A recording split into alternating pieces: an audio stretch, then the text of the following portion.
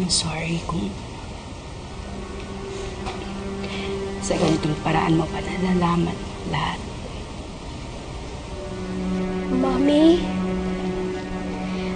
alam ko po nasasaktan din po kayo. Kung ako,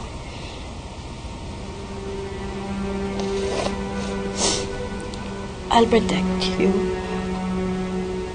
Alam mo yan. Kung saan pa pwedeng hindi mo na lang malaman para hindi ka masaktan. But, hindi pwede yun, di ba? Kasi, Mami, mas ma-hurt po ako pag nag-lie kayo.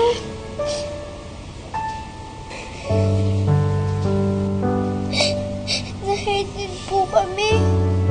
I mean, na-hurt din po ako. Kaya ako nasabi kay Daddy na I hate him.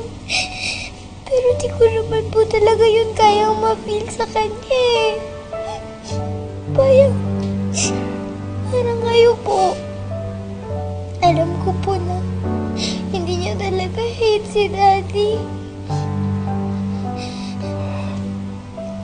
Sana po huwag na po tayong mag-away. Kasi Mami, ang sakit po sa dibdib nun eh.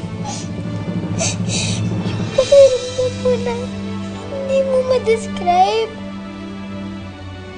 Kaya sana po Mami, peace na po tayong lahat.